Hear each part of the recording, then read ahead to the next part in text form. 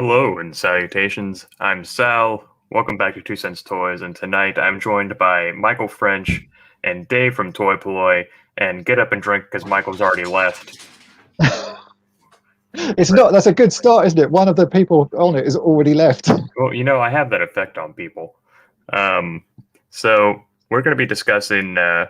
We'll do the channel introductions when Michael returns, but we're going to be talking about, as the title suggests, worst toys to repair. And I thought, who better to be on this stream other than Michael French himself and Dave from Toy Polloi.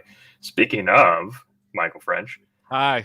In case there's someone in this chat who has never heard of you, which is I can't even comprehend that reality. Explain to the nice people at home where they can find you, where you're from, what you're all about. My name is Michael French. I run the Retroblasting YouTube channel, and I have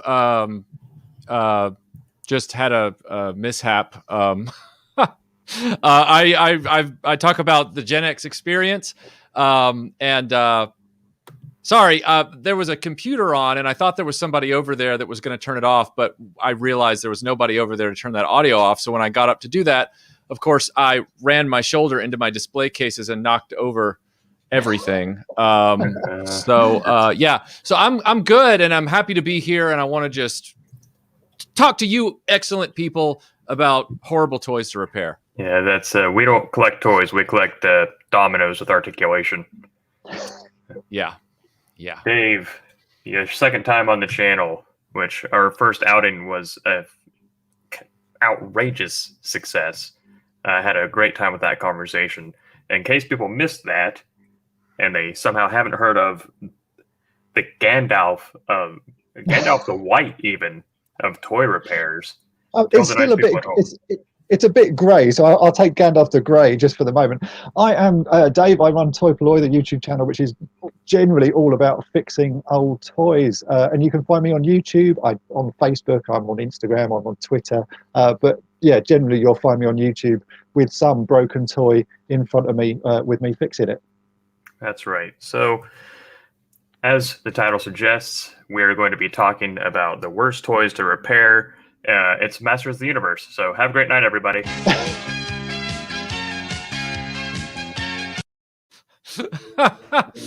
Oh, that's so true. Masters of the Universe. I have decided. I don't know how you feel about this, Dave. I'd love to get your take on it, but I've given up. I loved the toys, meaning the figures. I still love the vehicles and the play sets, and they're still very workable. But at 40 years on, those legs popping off, those heads discoloring, those rubber bands trying to get them back in, the areas around their legs on the waist piece that get brittle, those edges, and then crack off while you're trying to put new leg bands in, the squishy heads that are discoloring, and that spring in the middle that constantly gets crunchy, and I'm over it. I've just decided, you know what? I'm doing Masters of the Universe Origins and slowly just retiring my vintage figures for the purposes of video production and display. They fit in the vehicles for the most part. I still have a love of them, I have to say, and they are now up there in my favorite ones to fix. So I would disagree with you. I like the challenge. I like the fact. I like the fact people send me so many of them broken. I think that obviously that does say that they do break easily, because I have boxes of them that people send me broken. But I like the challenge. I like that. I've not been defeated by one just yet. I'm sure that will happen, but I still enjoy it.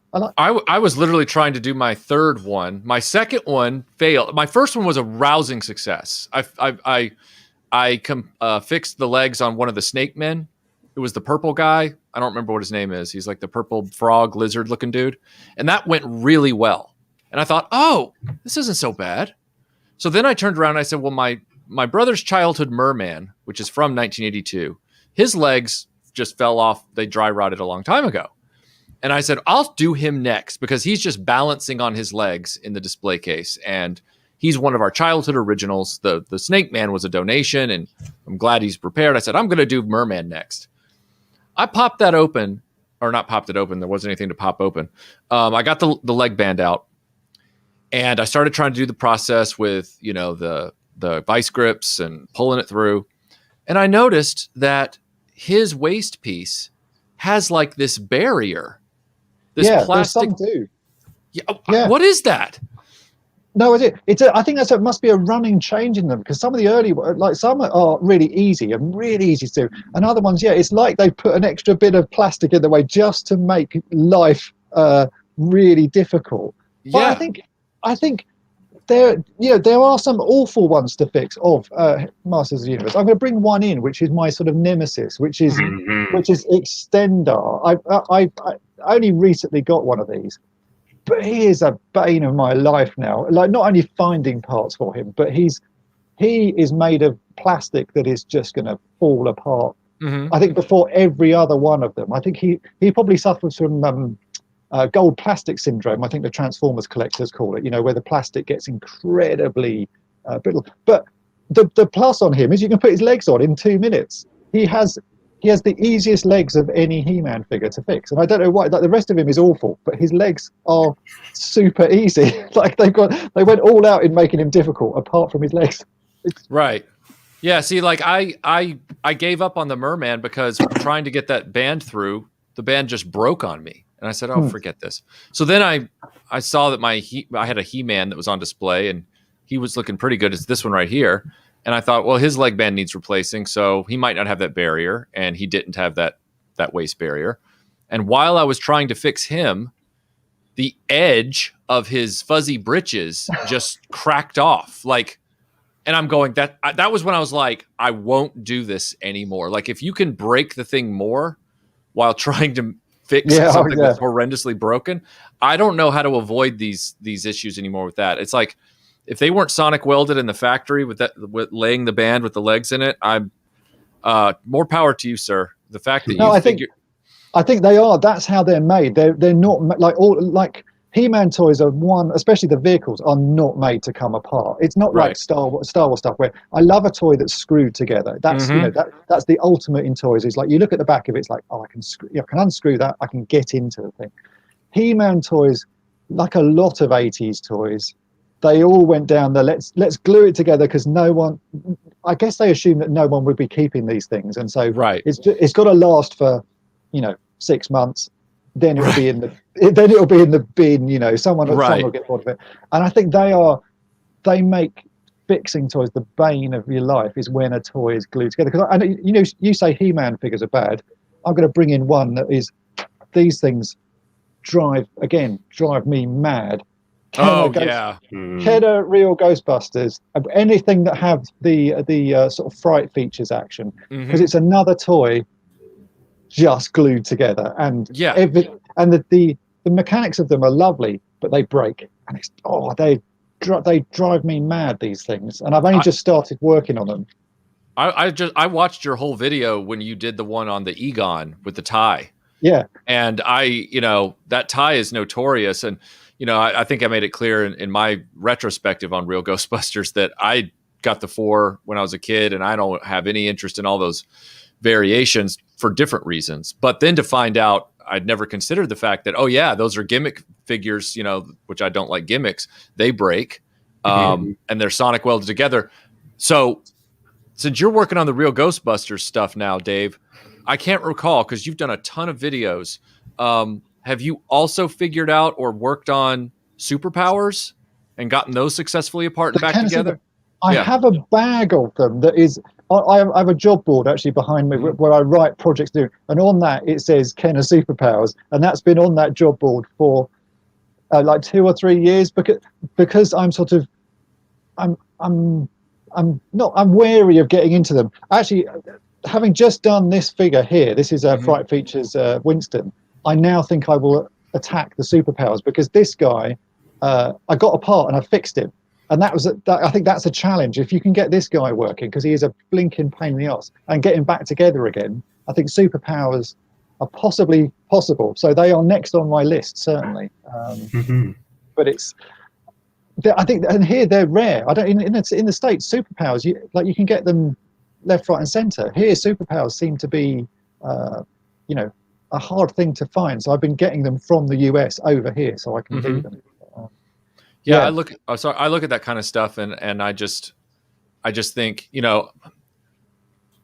when they don't screw together, and they have a spring mechanism inside or a leg squeeze action or something like that, people have asked me, well, how do I repair these? How do I do it? And I go, unless Toy Polloi has done a video on this, you just go with God. I mean, like, there's no other way for me to advise them. I've told people many times, they've asked me about types of, I can't remember offhand specifics, but I remember saying many times, I have never even attempted to fix one of those toys before. Oh, that's the one I was thinking of. Starcom wind-up mechanisms. Yeah, a lot of people have asked me about those, and I've never done it. I don't have any of them. I do like working on wind-up toys, though, so I probably should, because those sorts of mechanisms, anything with a friction motor in it or pullback motors, again, they tend to break, and I like that as a challenge. So I think Starcom is probably one to add to my list. But yeah, breaking toys apart, it takes a certain level of nerve. Actually, you'll see that I've got that Fright Features video coming up with Winston. Basically, I got a chisel and a hammer, and I sort of put him in a vice, and I whacked a chisel like right down between his legs. And it's just a case of hitting it just in the right spot, and it will split apart. But wow. You probably saw my supercharging Ram Man video, and that was basically take him out to the garage and hit him with a big hammer. Yeah, like lots of people saying, like, yeah, it's scary because you're hitting a toy with a hammer. But a Ram Man is built to be battered, so I just assumed I'll give it a go. What's the worst that can happen? I'll break him. Right. You used heat, like hot water first or something, didn't you? No, on Ram Man, literally, I put him on my vice and I hit him with a hammer on the side. That's what it was. You put him on the vice. Yeah, that's what it was. Yeah, no heating or ever. It's just a case of hitting it, with enough force that you split the sonic weld of them. And I think if it's your only toy, I would never recommend doing that. If that's the only Ram Man you've got or a childhood one, don't do it. But if you're like me and have a selection of them, I sort of feel that someone's got to take that plunge, and just go for it. And so, if I break one, I break one. Yeah. Speaking of Motu, Scuba Pete sends us a chat, super chat. Thank you, Scuba. He says he's drawn first, second, and third blood fixing Motu figures. Yeah, there's a very easy way of stabbing yourself with a screwdriver, and I have to say I've done that many times. I don't think I've ever shown myself doing it on video, but occasionally you'll see my hands with plasters on, and that's because I have something has slipped and I have gouged a chunk out of my palm, so yeah, it's a dangerous game fixing toys for health and safety. I probably should have more health and safety warnings on my videos. Yeah, I feel that. Sorry, Sal, go ahead. I was going to say that I've done that before myself, filming, doing customizing of different things, like the farmhouse I did for you, Michael. I had a razor or something I was doing scoring on the wood floor to make it look more like wood, and I slipped and cut the ever-living crap out of my finger. So that's why partway through the video, I ended up with a Band-Aid around my thumb or something like that. Yeah, I stabbed myself. I stabbed myself the other day. What was I working on? I can't even remember what I was working on. It was like a little impromptu thing. I didn't even intend for it to be a video. I was just like, well, I'll just pop this out while I'm standing here at the kitchen counter. And I, pulled out my multi-tool and suddenly something slipped and I stabbed myself. It wasn't even with a knife blade. I stabbed myself with the flat end of a small screwdriver end of a Swiss Army knife can opener. And I mean to tell you, I was like, really? And I wandered back down, upstairs and Bactine and Band-Aid, and it was just a little job. Yeah, you got to be careful. I was putting toys out. Tim and I were like, "What are the worst toys that we can put out for display?" And my mind was drawing a blank because it's been like 4 days, and I'm like, "Well, definitely He-Man," because that has been a recent thing. And then I said, "Well, we got to put out Mask," and he said the Thunder Tank too, because I have this big axe to grind with rubber parts, because rubber parts, I like the way they look, but they deteriorate. Hence the He-Man leg bands. And then I looked up and I said, oh, and definitely 3030 from Brave Star. There is no way to repair him. I'll tell you why. One, he's an entire toy of silver metal plastic, like that metal, that metallic plastic. So I've ordered over the years 2 that were mint unbroken, and both of them showed up with the tails broken off, even though they were both packed really well. And then the other ones I've gotten to try and replace them, the ratchets in the neck have completely disintegrated. So they just... And you cannot hit this with a hammer.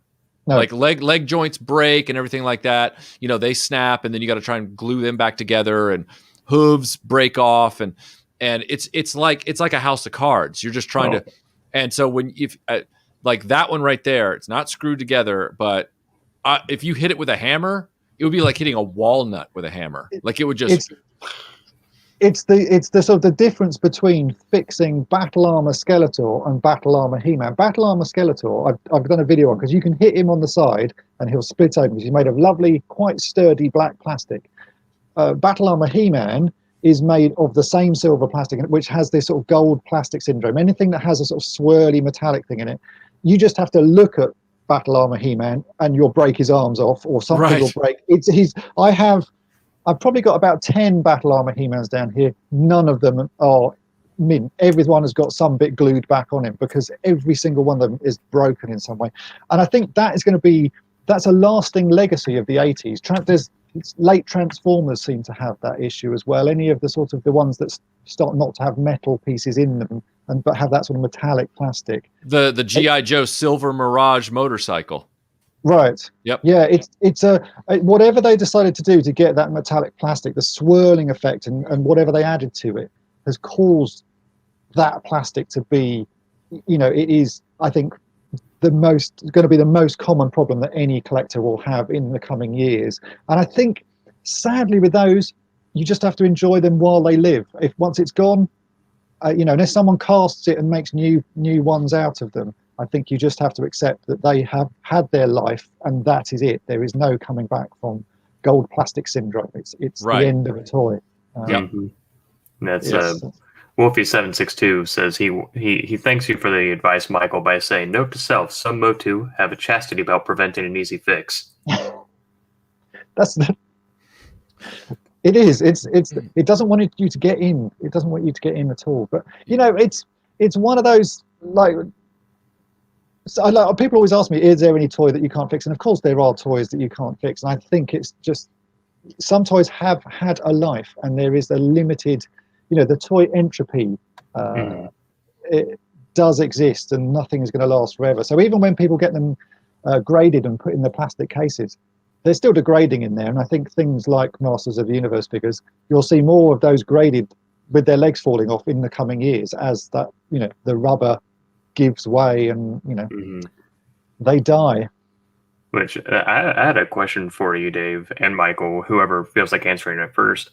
Has there ever been a repair or a toy where you've just nope and just kind of walked away from it, like I'm not even gonna attempt that?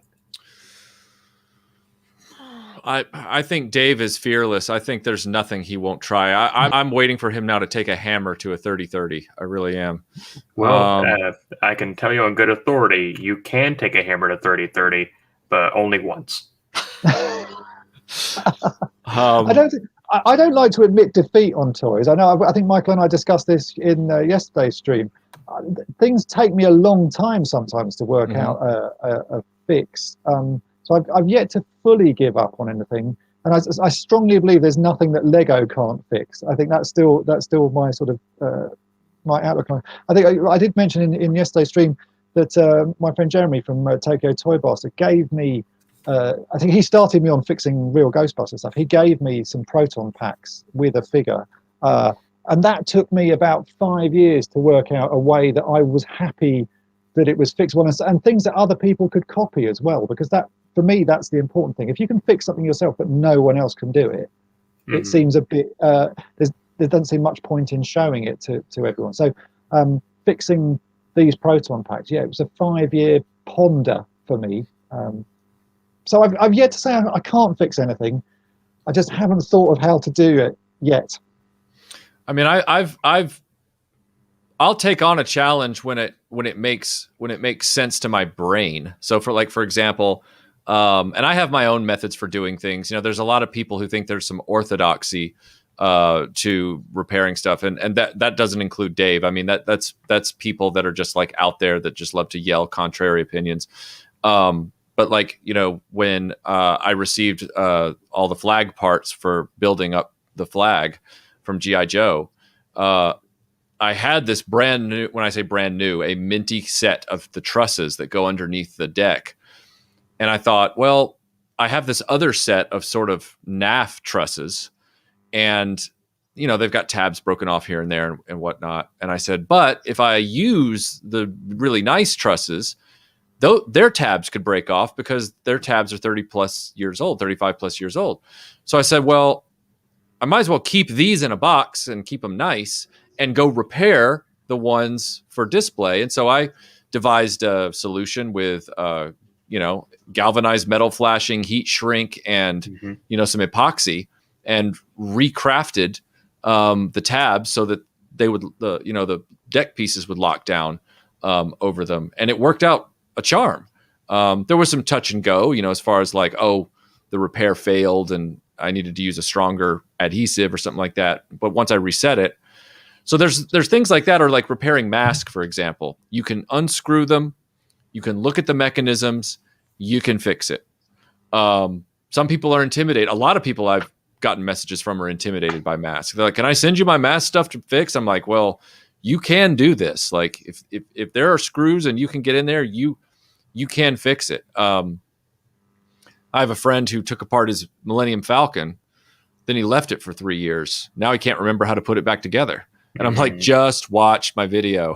Like, it's not, but yeah, there are some things where, like with that R2D2, I waited and waited and waited and waited, trying to wait for the right solution to come along, because I wanted it to look factory. Like, I wanted it to look like it did when it was new.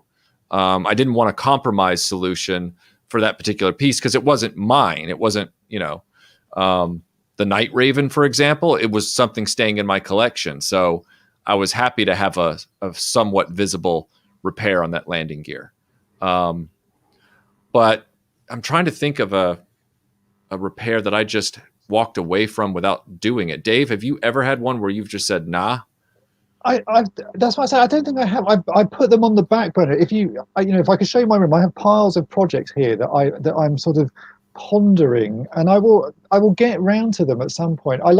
Sometimes you see something and it's an instant, all right, if I do that, it will work and I can fix it. And then at other times it takes that spark of inspiration. And for me, I've got to, I'll have to see something, or, if there's a bit missing, I'll see something that reminds me of the part that I need, and it will take me down that route of fixing. I've only recently got into G.I. Joe repairs, like you're saying with the flag and that. And though G.I. Joe has actually been quite a learning curve for me, because they're much more like model kits than toys. They're very complicated.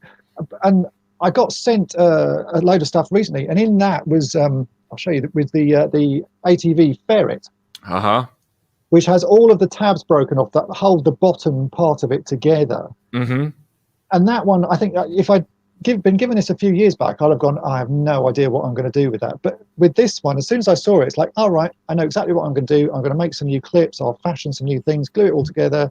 I've used the bits of Lego to reattach the things on the side.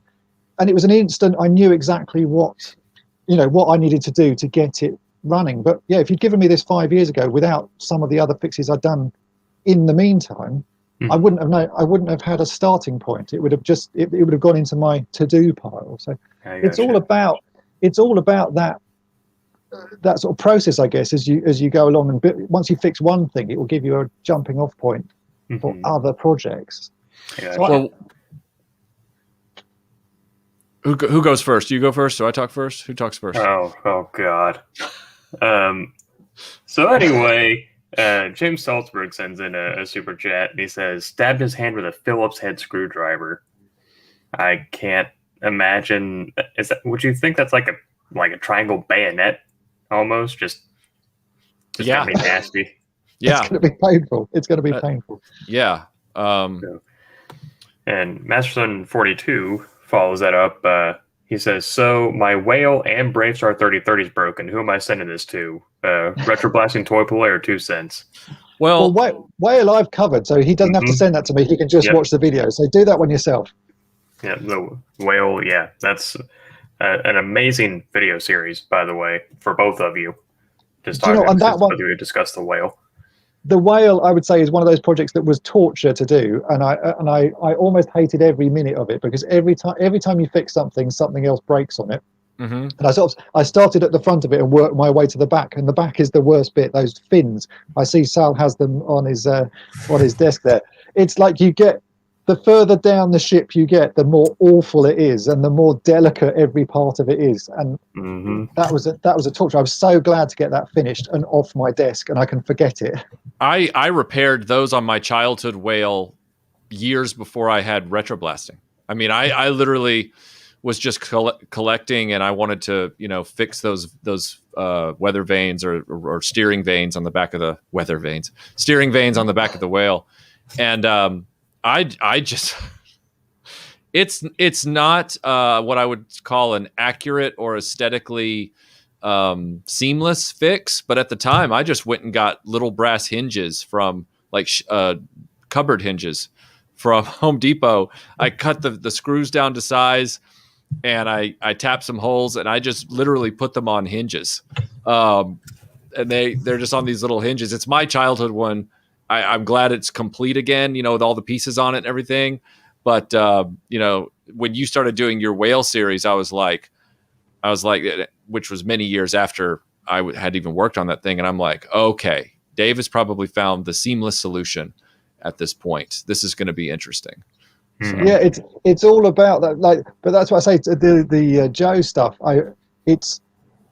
Every toy I get given from G.I. Joe is like, oh my god, who designed this for a start? Like, who designed this as a toy? Because even brand new, would give this to a child and they would break it. They're made out of such fine, delicate things, and I guess that's probably why I never had any as a kid, because I would have, I like to sort of bash toys around and do stuff like that. So now with the 40 odd or 30 odd years of age on the plastic, toys that were already delicate are now like so delicate. You really, you daren't look at them. It will just snap, or you'll do something.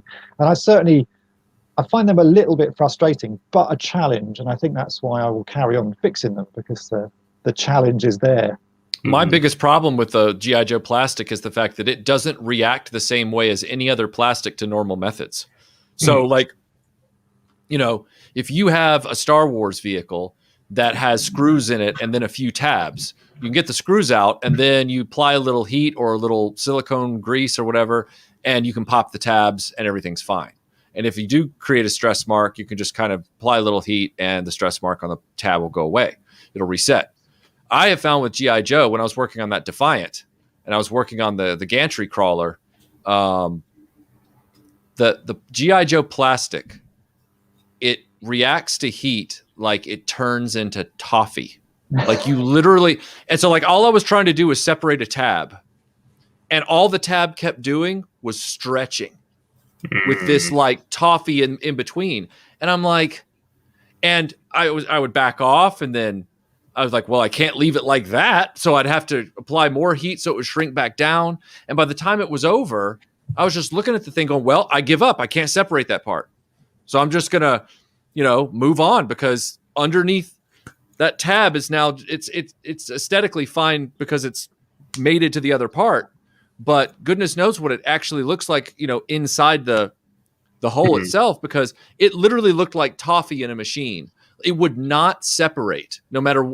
I was shocked. I was truly shocked. I was like, well, Yeah, so sometimes you don't know. You just don't know what's going to happen when you take a toy apart, and it can be disheartening, shall we say? Especially if you've only got one of it and you're trying to take this thing apart, and it's like, oh god. I did a video. This was not an 80s. Oh no, it was sort of 80s toy that I filmed a few weeks ago, which was fixing a Japanese Thunderbird 2 that I'd been sent. It's a really rare toy, and I saw it, and I thought it had this sort of missile launcher at the front that was broken, and I started trying to fix it, and I put it all back together, and it broke again.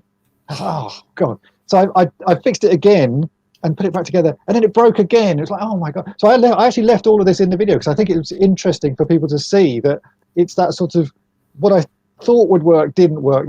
What I my sort of modification still didn't work, and it was that third time lucky of oh yeah, I've got something.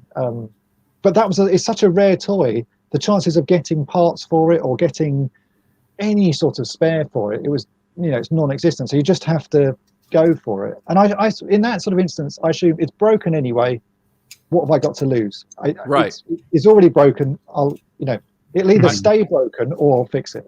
I did that video on the little Arco MCB1 battery powered sort of generic tank vehicle with the gun seat in the back that any 3 3/4 inch figures could fit in. And before I did it, it was my childhood one, and it wasn't running. It was, something was wrong. And so I took it apart off camera because it was electronics, and I've soldered occasionally on camera, but sometimes I just need to concentrate, and I don't need to worry about like if the camera's capturing it or not. So I was sitting there and I opened the thing up, and it had this, it had like a gear shift where you could go forward or backwards, and it had these really tiny wires running underneath sort of this platform, sort of flatbed wheel system. Like the seats and everything and the windshield section comes off as one piece, and then you basically just have this thing that looks like Roller from the Transformers, and it's all the wheels are on it, and it's got these wires that kind of run up and over. They're real tiny, and they're soldered at either end. And a solder had come loose, but the gear system itself inside the housing was those white, like clear, sort of semi-clear plastic gear parts. They're like gears. They had some grease on them and stuff, whatever, but they were stripped. Like the gears had like these teeth areas that were stripped. I thought, well, all right, I'm going to go get another beaten up MCB1 so I can get the gear system out of it so I can replace the gears. Well, when I got it, waited a few weeks to get it. I get it. Its gears are stripped in the exact same places. So I'm like, well, great. So I start soldering the wires back together. And as I solder one end, another solder breaks on the other end. And then I solder another end. So it's literally like poking your fingers in a dam as the dam begins to burst. It's like you're trying to catch. I finally got it kind of back together and carefully put the thing back on so that I could, film with it and not break the solders when putting it back together. When I did, it was in the exact same mechanical condition as before, except now it could at least roll backwards. Couldn't go forward. It would try, and you'd hear the gears skipping. That gear would just skip, but it could roll backwards. So if you watch the Arco MCB1 video, anytime it's moving, I had to strategically create the shots in my head so that I was filming everything backwards somehow. So like when it's standing still and then it rolls off forward, that was a feat. Like, or if it's going, so all the shots in that video are actually the Arco going backwards. Cool. Mm-hmm. Yeah, it's a challenge. I think I filmed one video with an action man, it was like sort of a rubber boat with an outboard on it, and I got it all working. And then we went to visit some friends who happened to have a river at the bottom of their garden, and I wanted to film it on the river. And I put this thing in the water, put the little outboard motor down, and it went and then stopped. It was like, oh no! So all of the filming is actually me pulling this thing with a bit of string because I couldn't be bothered to. Like I had no equipment with me, but it was like it worked perfectly up to the point I wanted to film it, and it's like, yep. Well, there we go. The end of that. Yeah, I would say. So speaking of remnants of once great civilizations, Lyle Convoy tells Master Son 42, he's like, just send the whale to me. I'll give up and light it on fire, and then send you a regretful letter about how Cobra snuck attacked you.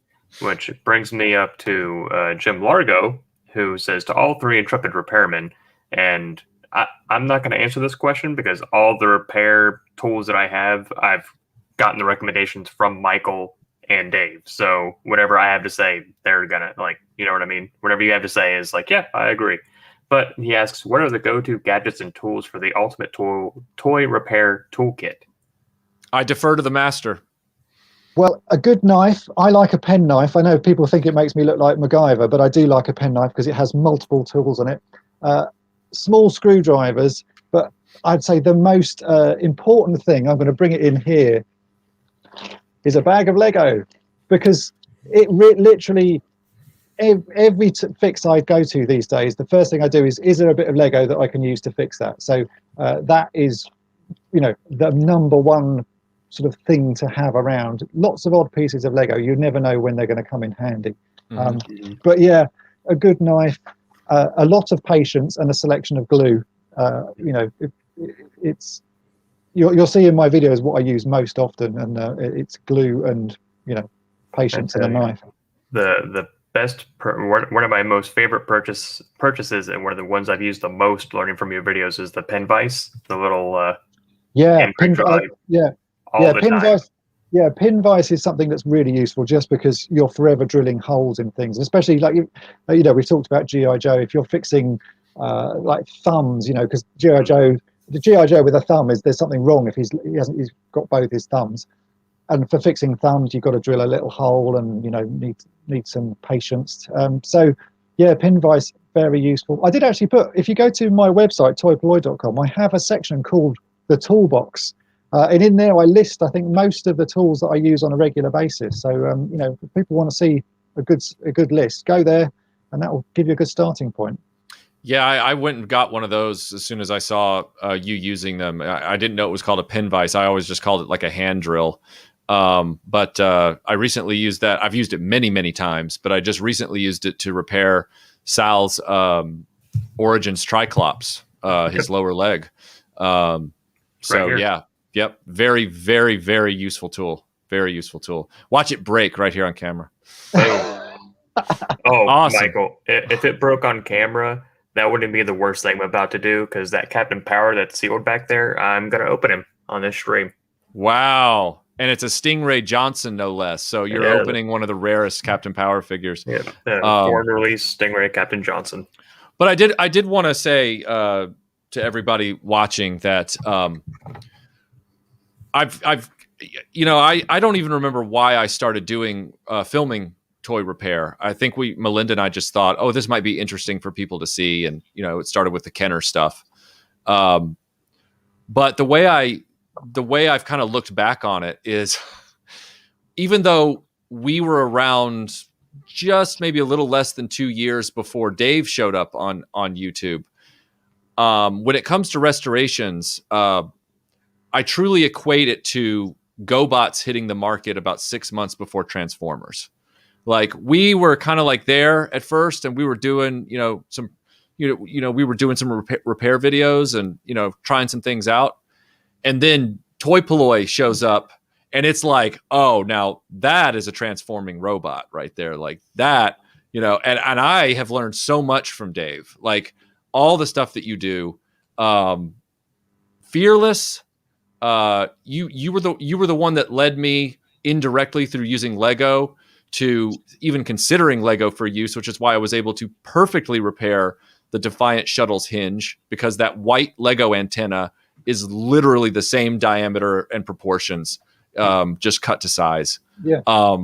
Amazing stuff. We owe you a lot. That's true. Well, Dave was actually, and this is a verifiable fact, go look it up. I'll wait. Dave was the first man to ever solve a Rubik's Cube. All right.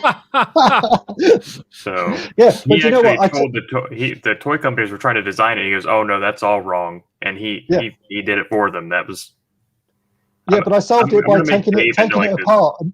I solved it by taking it apart and putting it back together, so I didn't actually have to solve it, because those things are beyond me. But thanks, Michael. I'm glad. As I say, I've been fixing toys a long time, but not sort of filming them. And it was a friend of mine that sort of pushed me in this direction, as we discussed the other day. And I'm one of those collectors and sort of fixers. I don't like to be defeated by a toy, and I've never like swapping part. I know some people just sort of, if you've got a broken one, as you mentioned as well, sometimes swapping parts. I think because of how I grew up and having secondhand toys as a child, there was no option to have a replacement one or find a replacement one. That's a modern thing, the fact that you can now go on eBay or wherever and find one. So I think when I started sort of fixing toys, it was a case of, well, I've got this broken thing. There's no chance of me ever finding the bit that's broken. So I'll just have a go, and that's always been my attitude. I'll just have a go. And then, like with Lego, I don't know what started me down that path of Lego. I actually have the very first figure I fixed with Lego here, which is a biker scout with a broken head. It was just one of those things. I kept looking at it thinking, well, what can I do with that? I didn't have any Lego, but something in my mind went, oh, I remember technical Lego being quite good and having all these pieces.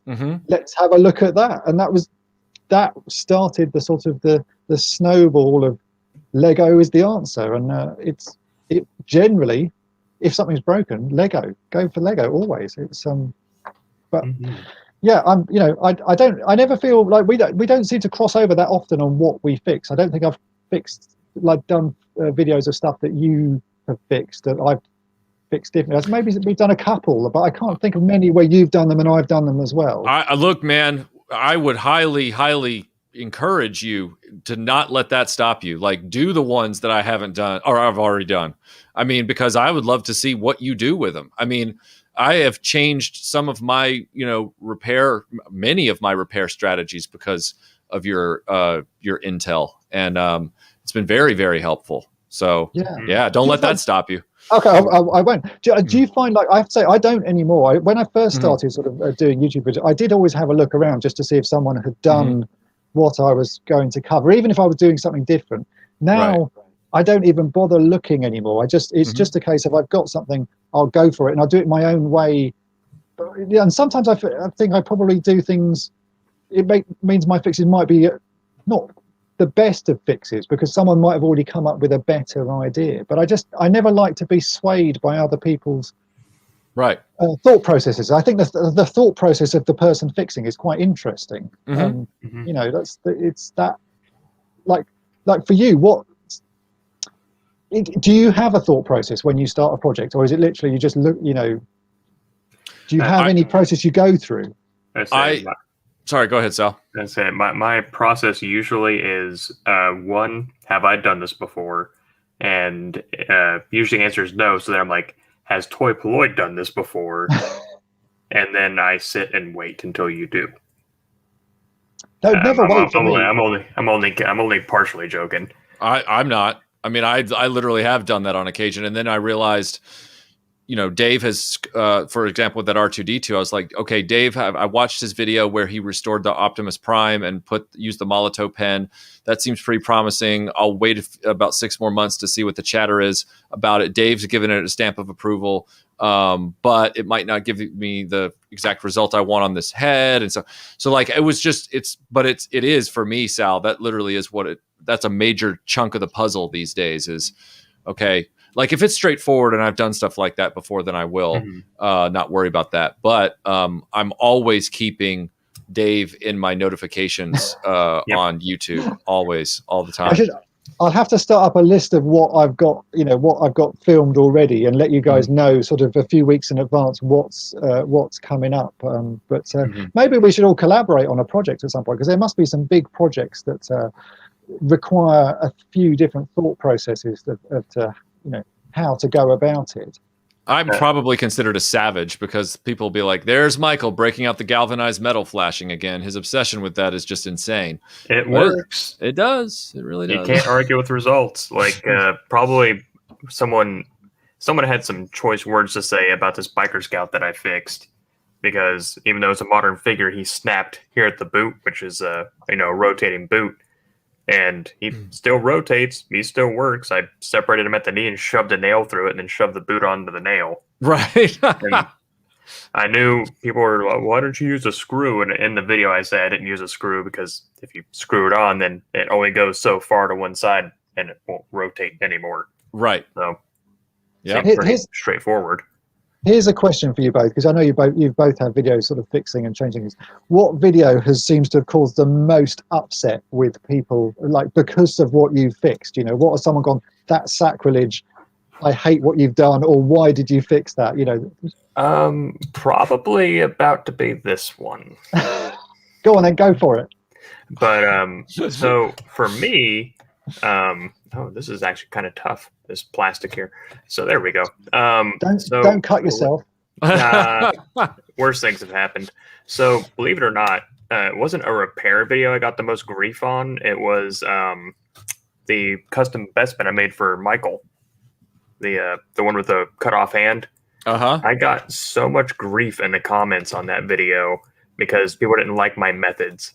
I was doing the boil and pop to get his hand out, which, you know, I've been doing this for a little while. You know, my method works. There's no, you know, one way that you have to do it. And someone got their panties in a twist that I had elected to dunk the figure into, or submerge the hand into the pot of boiling water. And they were trying to correct me, saying I should pour boiling water into a glass. And that would be a safer alternative.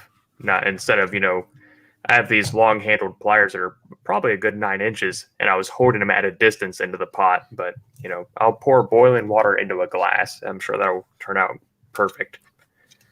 To answer your question, Dave, one of the things that I'm sure you've seen in my repair videos has always been, and not for any orthodox reason, really, although now it's funny to look back on that. I just always thought, well, if it's a plastic part and the part is available, and I can just swap out, then I will. Not for any orthodox reason, just because it was available and it made the repair simpler, and then I would focus on the things that couldn't just be swapped out. So what that means in a different sense is Retroblasting uses vintage original parts for its repairs wherever possible, just by default. Like even the arms on my Defiant air chair, that sort of space chair, I went and found, you know, the right ones, and the Payload's helmet mic is original. That's not a brag. That's just the way I've always done it. But certain things like those flags on the Cobra Stun, stickers, for example, if those flags are stupid expensive and also notoriously fragile, I'm not going to replace them because they were a faulty part. I'm not going to go buy vintage stuff that was faulty and just treat it with kid gloves. You know, that's ridiculous. I want a repair to be tougher than it originally was. I want it to hold up even better than it did before. And the biggest amount of grief that I've gotten and seen in toy groups, in the chatters, is the orthodoxy around stickers, because they can't get me on anything else.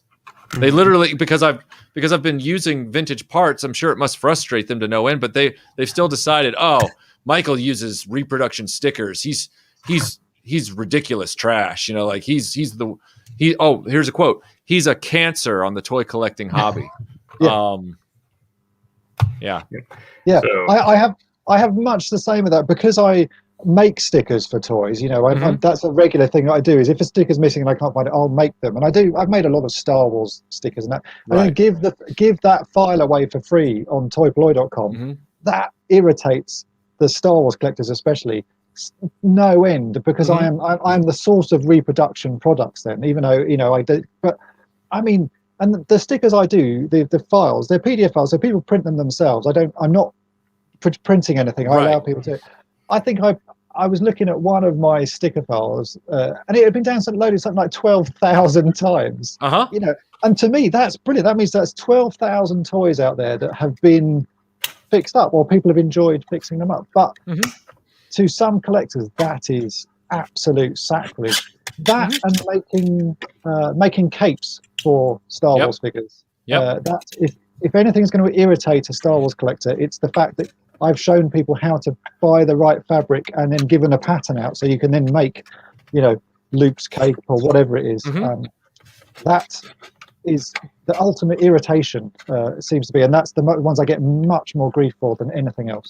Oh yeah, I've seen the chatter online where there some you know, acolyte is asking them, hey, my childhood stuff just came back from my mom's attic and my vehicles look pretty rough, but I think if I cleaned them up and put new stickers on them, you know, they'd be good. And these guys are just like, no, you should wash it and then leave it blank.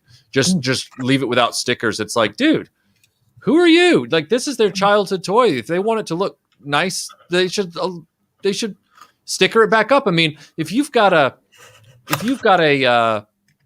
I don't know, pick one. If you've got a vintage, you know, 1970s era BMW with a pinstripe on the side, and that pinstripe has gotten all, you know, beaten up from the sun and, scratched and all that stuff, and you restore the car, you should put a new pinstripe on the side that matches the old pinstripe. I don't understand the problem here. No, it's a mentality thing. I think, especially like a lot of the people who get in touch with me are it is childhood toys. Like like we say, people who've they've gone to their parents and found in a loft all of the stuff that they've had as a kid, and they want to be able to give those to their children to play with. But they want to make them nice again, so that their kids have this sort of almost new looking toys. It's like there is absolutely no harm in repairing those for them to then be played with again. It's right. There's no logic that they shouldn't do that. It's their toys, and they're going to be played with and enjoyed. And yeah, it's a strange mentality, certainly. And I'd never stop anyone fixing a toy, and I would never not fix a toy because it's of someone else's view of what I do. And I think we discussed this a bit yesterday as well. No one else's idea of what your toy collection should be should influence what your toy collection should be. Right. Yep. Absolutely. It's I do have quite a few super chats I have to get through okay. quickly. I don't mean to interrupt. No. But your Muslim uncle sends in a very pleasant, very polite super chat, and I thought, oh, it jumped. Oh boy. Good thing I already had it on the screen. It says, on behalf of all the panelists and presenters that have YouTube channels, where is it? If you can't go back through the list of events, make sure that you like and subscribe to everyone else, please and thank you. Very kind. Very kind of him. So I know I missed a few that are no longer on the screen, so I'm going to have to pull those up. But, Go for it. Well, I'm going to have to go through YouTube and pull them up. But before I do that, so I've removed him from the bubble. And somehow, in a sealed bubble, the weapon broke. Oh, no. Is it silver plastic? So what are the odds of that? So, but yeah, I wanted to open him up because actually I was hoping, Dave, have you ever worked with Captain Power before? No, I don't have any of those figures in my collection. I've sort of seen a few at Toy Fairs, but I've never picked one up. Okay. So, because maybe not this one, but some of them I think I could be completely off base here, but I think they're kind of like War Duke back there where they're an O-ring construction, but they're sonic welded. They're not screwed together. So... Yeah, do you know what? Dungeons and Dragons are on my list to do videos on because I have a massive collection of them. I absolutely love AD&D figures. And yeah, like He-Man that we've mentioned, the rubber O-ring and the rubber inside them is starting to perish. They are from sort of 1983 time, aren't they? So they are getting on for 40 years old, and like the rest of us, starting to fall apart a bit. So they are on my list to do. I just got to find a few more broken ones, and I will start covering how to fix those. I do have a very old video that I filmed, I'm going to say 7 or 8 years ago, of reattaching the legs to an elk horn figure from AD&D, which I used a very basic method. And that does work, but I think if I did it again, I would do it differently. So you can go and check that out and see how I did it. But I think I have better skills now, 7 years on, and from all I've learned from the other videos, I think I will do it better and differently. So they are on my list. Very good. Because I was kind of like, because my War Duke here is very wobbly. Yeah. So I have a whole load of those to my left. I've got all sorts of them. I've got, here's a little elk horn. I think this is the one that I fixed. So he's one I fixed. So there you go. He can be fixed, but it takes microscopic details and tiny fingers to get them to do. And I didn't even have to split him apart as well, you'll be pleased to hear. So there's no hitting with hammers or splitting. Very good. Yeah, that's, I figured it might be because I have Updraft here, which is no one's favorite G.I. Joe, but one of mine. I actually had to fix him watching your Zartan video because I had stripped the screw in the back. And the last time I tried to do that, the power drill kind of almost went through the figure. So I was able to use that elastic string method that you had shown. Everything on here is either something I've fixed watching one of your videos, Michael has fixed for me, I fixed myself, or like Spider or Webstore back there is a video I've watched of yours that I'm particularly fond of. Yeah, Webster was a fun one actually. Again, that's one hitting with a hammer, essentially a hammer and a chisel. I had one of those, and it was a case of I'm not going to lose anything. But then I used that same technique. There's an old Action Man toy that has the same quite sort of unique pulley system that Webster has. And I had one of those that I think someone might have previously fixed because it went the wrong way, and it was irritating me that this thing went the wrong way. So as soon as I got it, I broke him apart. Same technique, and it worked on Action Man as well. Yeah. So I'm sorry. Go ahead, Michael.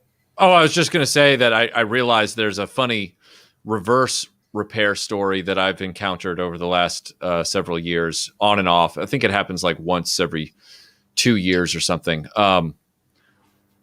In one instance, I have unintentionally found myself as the inspiration. I say that with a lot of sarcasm for people who want to buy a vintage 12-inch Darth Vader and break the arms off.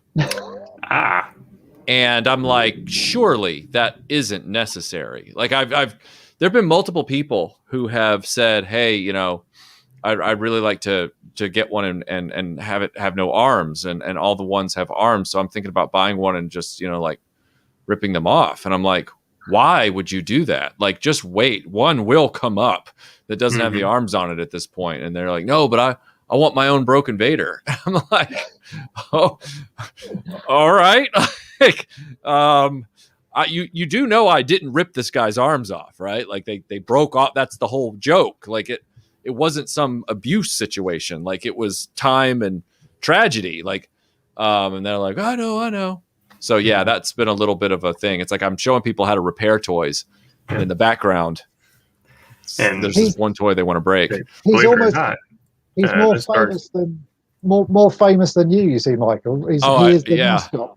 Yeah. It's like people told me years ago. They said, "No, just be prepared." They said, "If you ever are the driver of a DeLorean, you are basically like the handler of a celebrity." And it's like, oh, okay. And people will literally like push you out of the way. Can you move so I can get a picture of the car? It's like, okay. Like, yeah. So I'm kind of used to that with the whole Broken Vader thing.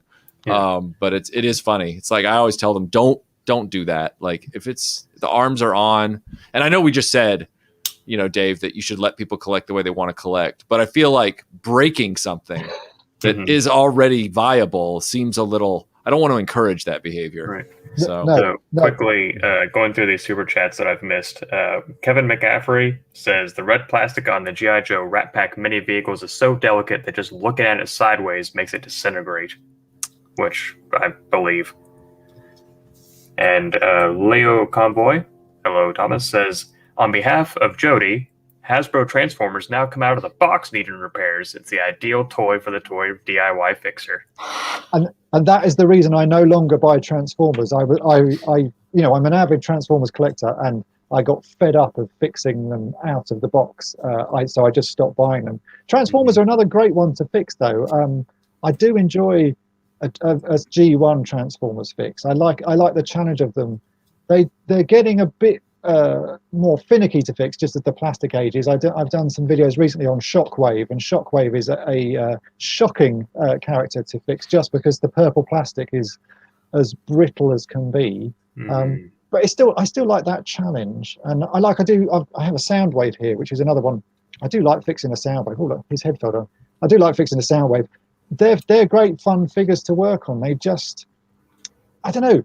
I like the construction of them, and as we've discussed, they're made with screws, so you can easily open them up, and that's always a bonus with fixing a toy. So I do like those sorts of things. Now, Michael, Jim Largo has a question for you that if you would like, I can answer for you, so you don't have to say it again. Okay. He says, Michael, the burning and repair question of IconiCon: will Broken Vader ever get his arms back? Go ahead, Sal. So. Originally, Broken Vader, when he lost his arms, there was supposed to be a repair video for Broken Vader, but he showed up in a video, and people said, no, you can't put his arms back on. He's a character now. He needs to be in every video. And that's why Broken Vader doesn't have his arms, because Michael still has them and the lightsaber in his Ziploc baggie. That's true. That's true.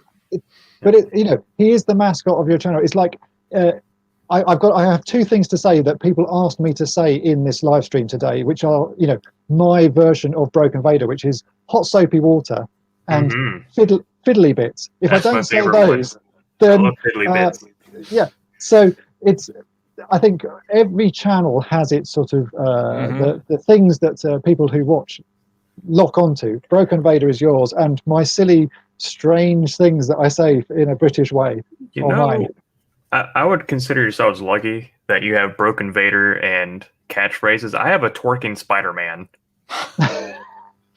So, well, but I mean, at the same time, there are commonalities. So, like, for example, Dave, you and I are both pariahs within, a lot of different toy groups on social media who have bought into this orthodoxy. Not to drag the mood down or anything, just to mention that real quick. It's like, the commonalities between our channels, despite their very different focuses and styles, and that's good. Variety is the spice of life. We both have different ways of filming stuff, but we both have similarity of thought as to how to collect and what one should focus on when doing that. And so I've always found that comforting in a way. The other thing I would say is that your stat that 12,000 people have downloaded that sticker sheet, just that one, not to mention all the others that you've created, is a testament to, they love to claim they're the majority, but I just don't think they are. No, I think that's what I think there are far more people out there who are not part of any of these groups or forums and that, who are just enjoying toys and want to fix them up. And I think that's hopefully what I appeal to. I have, one of my intros is the A-Team intro, where it says, I was kicked out of the forums and went to the Somerset Underground. And people say, is that true? I don't believe that's true. And yeah, I've been kicked out of forums. I've been kicked out of quite a few forums for posting links to my videos of how to fix things. It's like, right, you're out of there. And I just think that's quite sad, really, because at the end of the day, we're all just playing with toys. We're grown men playing with toys and enjoying toys, and there's nothing wrong with fixing a broken toy and enjoying it again. So I think there's room for everybody's sort of type of collecting in this world, and I think we are just the sort of people who like to repair stuff. I don't like to see something broken. If it's broken, it's no good to anyone, and it's sort of lost its purpose. You can still enjoy it, but I think to allow people to enjoy it fully, you've got to put it back together, and it's a shame not to. And so let's carry on doing it. We actually have 3 more super chats that are in the vein of what we were just talking about. First off, Wolfie762 would like to say, Dave, thank you so much for introducing us to Lego Fix. Previously, there was no viable method for fixing Dino Riders sugar glass-like plastic. Lego and DR plastic bonds perfectly to the plastic weld. So, and Wicked Person, speaking more currently on what Dave was saying, he's like, cancer. He's like, imagine if all toy collecting online spaces had a strictly enforced no hyperbole rule. Yeah, that'd be nice. Yeah. And Vintage Toy Rush sends in 10 pounds sterling, which I always appreciate seeing. He says, for all the toy restorers out there, as time goes by, we're going to need them, which is something I would love to discuss, because we're about 25 minutes away on time. But we've mentioned time and time again, they talk about repro and this, that, and the other repairs and all that. I don't think they understand that the plastic's breaking down. Eventually there's not going to be anything original left. Like what is it all, like even this Stingray Johnson, he's sticky out of the card I just cut him out of, and he's been on the card for God knows how long. Right. So I think he's already breaking down. I think all like that's what people need to understand, that the plastics these things are made from, a toy's life really from a toy company's point of view is 6 months to a year tops, because someone buys it, they play with it, they get bored of it, it gets thrown away or something happens to it. So none of these toys have been designed to last more than a year. The fact that they're still around 40, 50 years later is actually a miracle, really. And whether most of them will still be around by the time we die off, we're in our sort of 40s, 50s now. There's still, I hope to live to 80 odd. I don't know, something like that. It'd be nice to live, So another 30 years of these toys degrading, I think there's going to be less and less of them are in a usable state, and people have to understand that. So I always laugh at when I see people who've got a boxed item that they've never opened, and they send it away to be graded. So it's this boxed item, then encased in a plastic box. I would class that as Schrodinger's toy, because it's either absolutely mint or complete rubbish, and there's no way of knowing because no one has ever looked in it. But they're under the assumption that this thing inside is in absolutely pristine condition, but it's not. It's going to, like everything, it's still falling apart slowly. We're all falling apart slowly. Right. So, it's nothing will last forever. Enjoy it while it is now, and repair it if it needs repairing. I want to see one of those guys, because it'll happen statistically. One of those guys, when they get older, they'll break a hip, and I'm going to be like, "Oh, no repro." Mm-hmm. Got him. And Master742 says 2 cents is now going to show us how to reattach a figure to the card back. Well, go for it. I would say, Dave, I'm gonna have to borrow some of that mojo, that magic that you just seem to ooze out of you. It's like it's a lot of research. Yeah, it's a lot of research. That's what you need. Yeah, every once in a while, like when I thought of the nail thing for him, I was like, I think Dave would be proud of that. Like that's not what I always do, but every once in a while, I call, how I describe myself is bumbling through life, drooling with minute, just sheer moments of brilliance, followed by more drooling. I watched your anti-Eternia He-Man, trying to dye him black video, and actually, as soon as you started doing that with the Rit dye, in my mind I was saying, "Oh, you should have asked, because they've changed the formula on Rit dye." I could have told you that straight. Like that was the first thing was Rit dye. I made a Max Rebo blue again, and since I filmed that video, which is about 5 years ago, Rit dye's formula has swapped. They no longer do it, so it doesn't work. It's a real, but it's that research. You have to keep doing the research. And the only the only reason I did that video was nothing to do with toys. I was watching some guy fixing pinball machines, and he had bought some new, like the flippers for a pinball machine, and he needed them in red, and the ones he bought were in white. And he got some Rit dye out and put these pinball machine pieces in it and boiled them up. And I was thinking, oh, that's brilliant. I'm going to do that with Max Rebo. So it's not, the inspiration for doing that was nothing to do with toys. It was to do with some guy fixing a pinball machine. Very smart. Yeah, it's funny. I remember the video now, but when I was selecting the Rit dye, like it was one of those like, I know I've seen someone do this, and I was like, they had the synthetic on the shelf, but I was like drawn to the powder dye. I was like, I know I've seen someone do this. I'm gonna get the powder stuff, and yeah, so that explains it. Drew G says, I'd love to see a way to remove a bubble from a card without damaging the card or cutting. Some come apart on their own. There's got to be a way. For modern toys, I would suggest have a look at Bare Metal HW's website, Bare Metal Hot Wheels. He's done a couple of videos for Hot Wheels cards. You can just use acetone on the glue that the blisters for Hot Wheels are held on with. Acetone on the back of the card, very carefully put on, will remove the blister quite nicely. So there are ways to do it on modern figures. Vintage figures, I wouldn't be so brave, because they're sort of, unlike you, they're taking your Captain Power off. I would just leave them be. Mm-hmm. So, okay, I have a couple from Lyle Convoy. I'm sorry, I'm trying to kind of speed through these because we're running up on time. Leo Convoy says, just to stick it during the stream as we speak, I'm making reproduction parts. Good for you, Thomas. Good for you. I hope we can see a progress update on those here shortly. And then he follows it up. He has a question for Dave.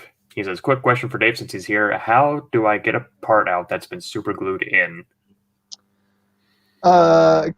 Careful twisting and chipping. It depends how old the super glue is. Super glue goes quite brittle if it's old, and you can sort of crack it off. There is also super glue remover, but super glue remover will ruin certain types of plastic. So it all depends on what it's attached to as to whether you can get it off. But generally, I will pick away old super glue carefully with a knife or something, and patience, and you can get it off. But it's with age, everything becomes brittle. Yeah. I can back that up. I did. A friend of mine sent me about 50 GI Joes that needed to be repaired, and a bunch of them, when the O-ring perished, his dad just super glued them together at the waist and super glued the legs into the waist. I don't remember which one I did, but I did hot soapy water, as Dave would say. Very hot water, hot soapy water mixed with it was either, I want to say it was rubbing alcohol, or it was peroxide. It was one of those two. Peroxide's going to brighten your figure, though. And I left them in there until the water was cool enough for me to reach in, and I was able to kind of twist and get the super glue to break apart. But those are GI Joes that had been super glued back in the 80s. So yeah, I did an Action Man Bullet Man, which is I think he's sort of 70, so a bit out of this sort of stream time zone. But the head had been glued on and his arms had been glued on, and because it had been done a long time ago, just careful twisting and that. And then once it sort of cracks, you can hear it crack. Then you can actually just rub it. You can start to sort of rub the glue off, because it does become loose over time. So patience, and just go careful, and you can do it. Yep. And World Made of Cardboard, not to bring the mood down, says, food for thought. One day, someone will hold the last intact Star Wars action figure, and it will not be a main character. It will be Imperial Dignitary. Yep. Imperial Dignitary. Lord. Whom you know what? I'm not going to go into it. That's another conversation for another time. J.J. Abrams. So, it's funny. We're talking about Broken Vader and all that, who I have mine sitting here, which, believe it or not, Dave, I was able to repair not because of your Vader video, but because of your Chewbacca video. Oh yeah, with I forgot what they're called. The things. The little twist stays and the zip tie. Treasury tags. That's what they are. They're old bits of stationery. Yeah. I found a bag on eBay because I couldn't find them anywhere in the States. So I have a bag of I think 98 of them now, just sitting somewhere because I had to buy a bag of 100. That you would be amazed the amount of stuff I have here, because I've not been able to buy just a couple of them, and I've had to buy them in bulk from China normally, and you end up with, like, I want 2 light bulbs. I've now got a bag of 100 because 2 light bulbs was cheaper than buying. It's wow. So I have stacks of supplies here of things that they'll get used, But yeah. Mm-hmm. Oh yeah. So I had all these questions kind of typed out, and I feel like we pretty well covered most of it. Though there are some things I would like to just kind of quickly, ask before we run out of time. In both of your experience, as these toys kind of progress and plastics break down, what do you think, or which toy line do you think has held up by and large the best over the last 40 plus years? Fisher Price Adventure People. Yeah, indestructible. Yeah, I mean, truly indestructible. I don't think I've ever even seen a vehicle of theirs that's broken. I mean, they are just bulletproof. Star Wars figures are pretty good and resilient as far as staying, keeping it together. Some of them can be, kind of beaten up a little bit, but so can Fisher Price Adventure People. But I'd say Star Wars figures, because of that solid 5 points of articulation construction and using a more resilient material plastic that's totally different from G.I. Joe, they have not gone brittle. Sure, they've gone a little sticky, depending on how they've been stored, but I don't think they're in any danger of just melting into the ground anytime soon. Yeah, I'd say Star Wars is second, Fisher Price Adventure People. And also the original line of Action Force, which was built or constructed much like Star Wars. They're very, very durable. I'm trying to think of others. It's almost as if the more complicated they made a toy, the more easy it broke. Or just kind of broke down over time. I would agree with all those. Fisher Price Avenger people are amongst the most indestructible. I've been collecting those for years, and I've never found a broken figure ever. They you know, they may have their paint worn off. That's not an issue. The actual figures are always, always. Every limb is there. Every finger is there. Yeah, they're never broken. I think for me, it has to be Action Man. The bigger. What we call Action Man, what you would call the 12-inch Joes. They may break, but they're always fixable.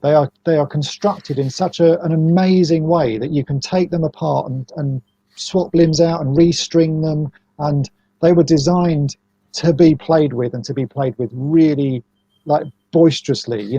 They're a proper boy's toy, and they're always fixable. That's what I like about them. They do break, but they're always fixable. I've never found one I've not been able to put back together in some way. And I think that, for me, is a good toy, something that can be reconstructed. Mm-hmm. I agree with all that. That's, how would you say? It's almost like, and not to, I had it out, but it's kind of like the razors here, like that tip is getting a little dull, but I can just break it off for the next part, so it's always going to be sharp. So but I know, like you've discussed the worst toy. He-Man is hard to fix, but I think that as far as toys that are always broken, Micronauts and Microman. I love a Micronaut, but they are so delicate. They were delicate when they came out. You could easily break a hand off, and they are. And I think much like GI Joe vehicles for me, I have loads of them, but they're just so easily broken. I love them, but I hate them in equal measure, because you don't do anything with them. Yeah, I don't encounter Micronauts very often whenever I go to vintage toy stores, but the probably 5 or 6 times I have, they're missing a hand, there's something broken, and I'm like, every time though I am tempted, I'm like, I should get this and send it to Dave. Yeah, but I have a box here. I have lots of them complete, but I have a box here that's probably bigger than my complete collection of them, of ones with feet missing or arms missing, or every single thing breaks on them, and so you just end up with a pile of them, and it's always the same bits that break. The ankles snap off, so you just end up with, there are no feet anywhere. Like, no one has feet for them.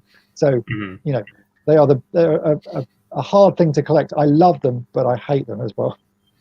That's why I've never jumped into them. The line is so vast, and it was right before my time, meaning of toy age. I was alive when they were out, but I was still babbling into a bib when they were around.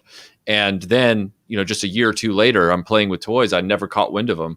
And now that I see them over the last 10 years, I'm like, there's just so many. I wouldn't even know where to begin. So and the easily broken factor of them, it's like, I'm not, No, it's certainly like I've got some quite rare ones here. I've got there are some that are made out of metal, so they're all die cast metal, but the same sort of articulation, so you can bend them at the wrist and the hand, the hands and that.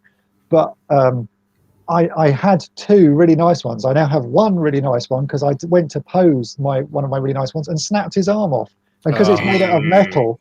It's like there's nothing you can do. The metal is just degraded, and the whole thing fell apart, and it's like, right. So I enjoyed it for the time I had it, and now it's in a box as, that's sad, I broke it. It can't, it's right. Its life is over. Yeah. That's a Wicked Person has a question for us. He says, novice question, which no such thing as a novice question. I have a Mattel Pulsar who fell off a shelf and his eggshell thin head snapped off at the neck. What would you recommend for the best glue to repair him? I have a video on fixing a Pulsar, and you'll see me repair his arm, which is the same plastic. So plastic weld is what you need for that. Watch my video and you'll see how easy it is to fix. It is brittle plastic, but it's fixable plastic. Mm-hmm. Which, if Dave says it, I agree 100%. I have nothing further to contribute when it comes to Dave's advice.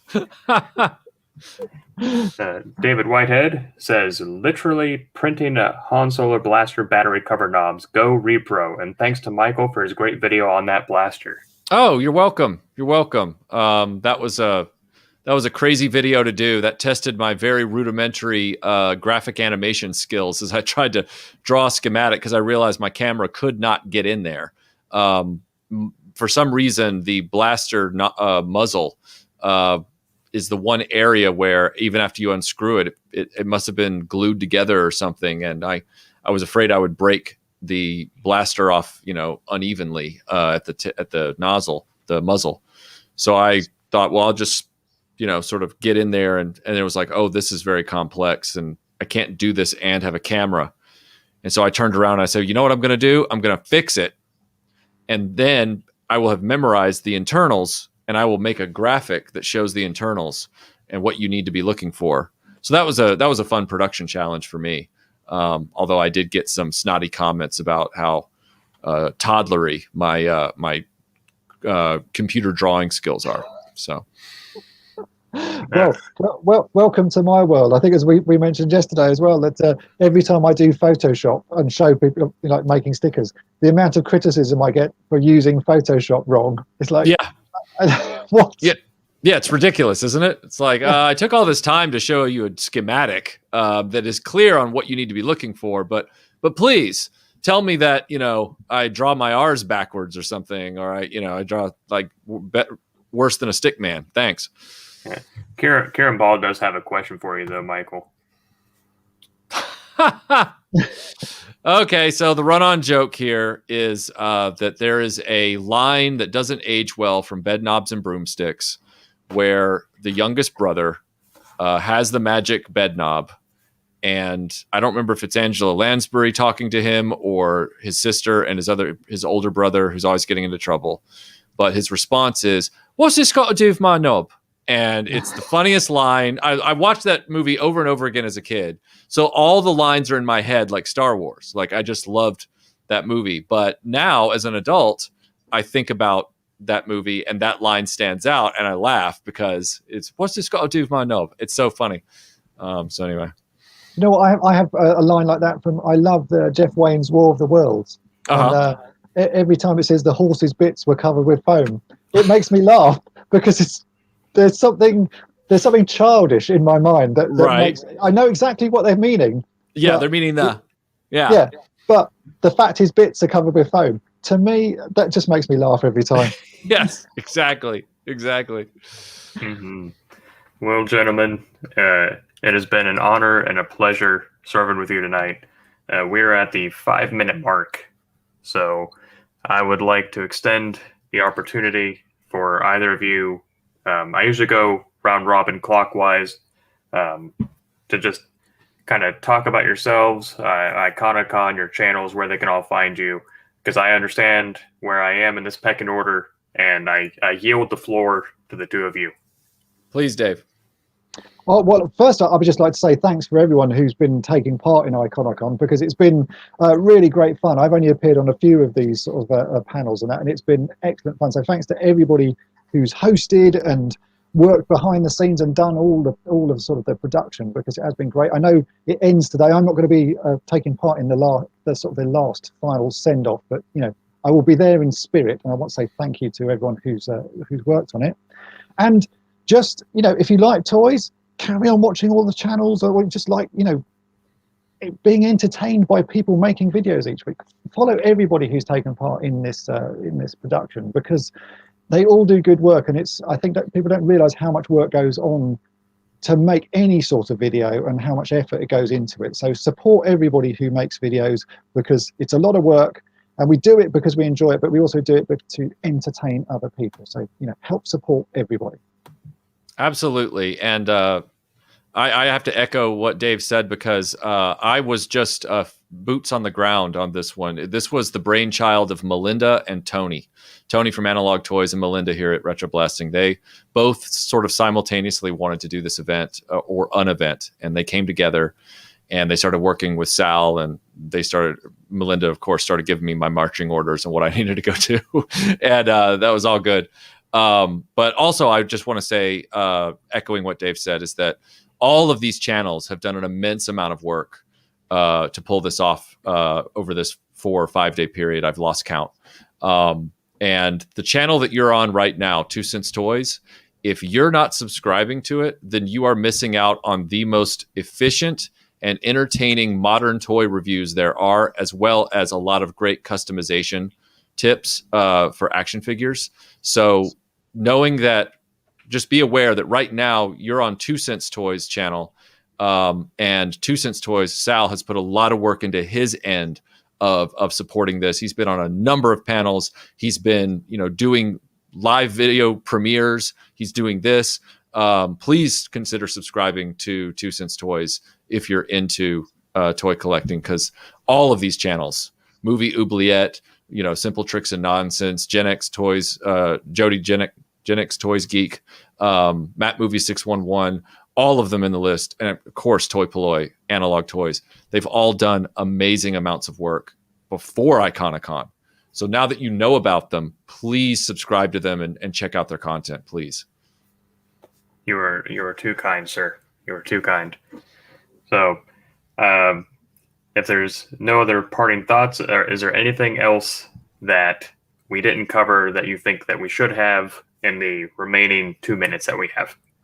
Well, like I say, there's one other line that we didn't talk about, which is also one that I hate fixing. Oh boy. Centurions. Oh, yeah. These are a pain to fix. I do have a video on fixing the arms on them, but I just hate fixing them. They are it's something about Kenner toys in the 80s when they started properly gluing them together. They're fancy figures and they're expensive figures to buy as well. Like if you collect them now, I just hate them. Yeah, I bought the 5 main characters with their basic stuff, and I was done. I said, I'm not getting into. I'm just gonna have them stand there and look pretty, and eventually, when I do a video, those are the 5 that'll be in the video, and everything else will be photographs off completed eBay listings. Like, I'm not going to get into that line that way. So I sympathize, Dave. I really do. Yeah, that is my one and probably only figure. I don't think I'll be getting any more. Wise man. Step 1 to fixing Centurions: open eBay. So, all right, gentlemen. Again, it's been an honor and a privilege. Thank you both so much for coming on and doing this panel with me. Hopefully, this is not the last time that I'll ever see you on this channel. And I look forward to working with you both in the future and hopefully IconiCon Part 2 next year. But we'll think about that 6 months from now, because I think we're all pretty drained. I'm voting for the subtitle for that to be IconiCon 2: The Reckoning. I don't know if it's going to fly, but we'll see. So, can we do Part 2? Oh yeah, Part 2: The Reckoning. Yeah. All right. Well, thank you everyone for hanging out tonight. Be sure to go check out the last Starfighter panel, which starts in 30 minutes from now. And that has Lance Guest and Catherine Mary Stewart. Catherine Mary Stewart. I was mixing up the 2 names. I was like, Oh. nope. Kelly Catherine Stewart's not correct. Nope. Kelly Maroney was her co-star in Night of the Comet. But yeah, Yes. and she's already been on IconiCon already. So it gets a little confusing. But yeah, it's Catherine Mary Stewart. Yep. So 30 minutes from now, I'll be in the chat. I hope to see everyone there. So thank you all. Have a good night and good luck.